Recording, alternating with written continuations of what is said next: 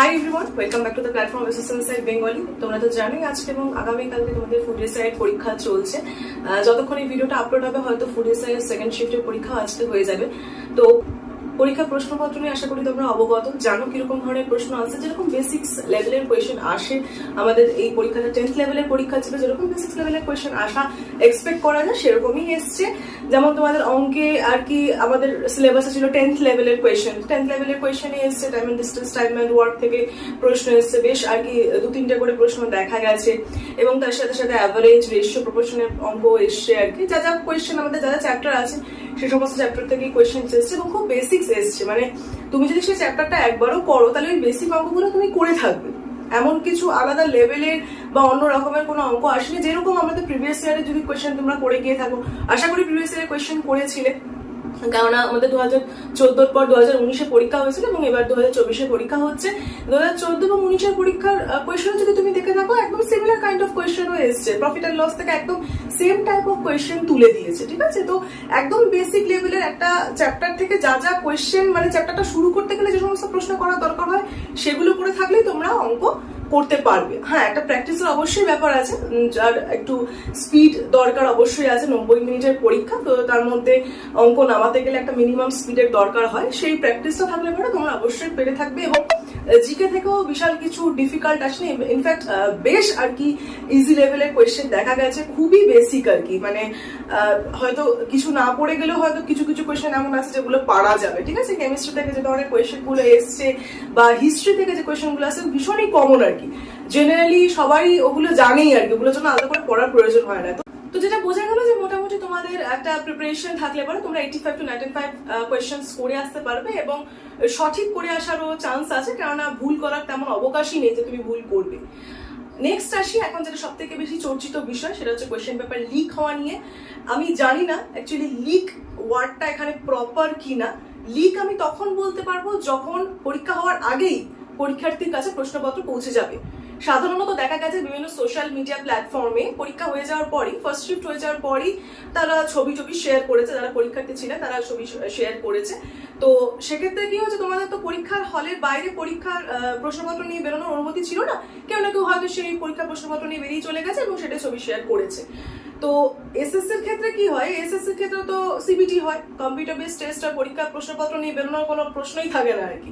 তো সেখানে কি হয়, বাইরে বেরিয়ে অনেকে কোয়েশ্চেন্স ডিসকাস করে, যেটা কিনা আমরা বলি মেমোরি বেসড পেপার। দেখবে ইউটিউবে খুব প্রচলিত ব্যাপারটা মেমোরি বেসড পেপার। তো সেখানে সবাই ডিসকাস করে যেরকম ধরনের প্রশ্ন এসেছিল, কোন চ্যাপ্টার থেকে করা প্রশ্ন এসেছিল। তো সেই ডিসকাশনটা ঠিক আছে, সেই ডিসকাশন যারা পরীক্ষা দিচ্ছে তারা সেই ডিসকাশনটা করতে পারে, কিন্তু তোমাদের কাছে এটা অনুরোধ যে যদি তোমাদের কাছে এই সমস্ত ছবিগুলো এসে থাকে, তোমরা যদি রিসিভ করে থাকো, সেগুলো সোশ্যাল মিডিয়াতে শেয়ার করো না, কারণ কনসিকুয়েন্সেস কিন্তু খারাপ হতে পারে। এর কি কনসিকুয়েন্সেস হতে পারে সেই সম্পর্কে কিন্তু তোমাদের কারো আইডিয়া নেই, ঠিক আছে। বিভিন্ন লিগাল প্রবলেমে কিন্তু জড়িয়ে পড়তে পারো, ঠিক আছে। তো এই জন্য এটা তো একটা পরীক্ষার ব্যাপার, বুঝতেই পারছো, এটা কনফিডেন্সিয়াল ব্যাপার। এই জিনিসটা যেই পেপারটা নিয়ে বাইরে বেরোনোর অনুমতি ছিল না, সেটাকেও নিয়ে বেরিয়ে গিয়ে সেটা স্প্রেড করেছে চারপাশে।